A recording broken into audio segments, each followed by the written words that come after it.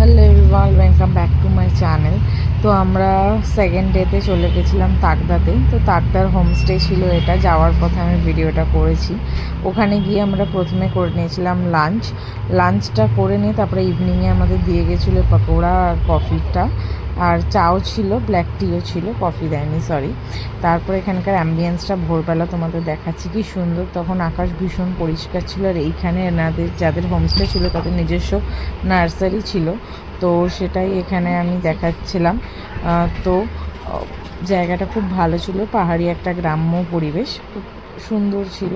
তো তারপর ওখান থেকে আমরা রেডি হয়ে গেছিলাম আমাদের নেক্সট ডেস্টিনেশনের জন্য। তো ওখান থেকে আমরা তিনচুলে যাব। তো তিনচুলেতে ভেবেছিলাম খুব ভালো ওয়েদার, ভালো ভিউ পাবো, কিন্তু আনফর্চুনেটলি যাওয়ার পথে প্রচুর মেঘ হয়ে গেছিলো। তো আমরা সেখানে ভিউটা পাইনি, বৃষ্টি প্রচণ্ড জোরে হচ্ছিলো। তো সেখানে নর্মালি আমরা একটু খাওয়া দাওয়া করে নেক্সট ডেস্টিনেশনের দিকে চলে গেছিলাম। তো তার মাঝেই আমাদের একটা টি গার্ডেন পড়েছিল, তো সেখানে দাঁড়িয়ে একটু ছবি তোলা, ঘুরে নেওয়া।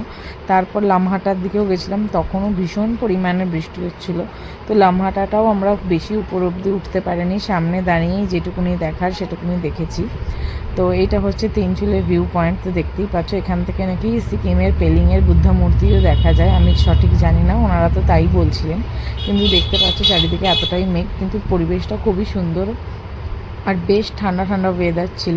তো ওখান থেকে তারপরে আমরা চলে গেছিলাম আমাদের লামহাটার দিকে। তার মাঝে টি গার্ডেনটা ছিল, তো টি গার্ডেনে দাঁড়িয়ে একটু ফটো সেশন করে নিয়েছিলাম, বিকজ এত বৃষ্টি হচ্ছিলো যে কোথাও ফটো তোলার মতো পরিস্থিতিই ছিল না।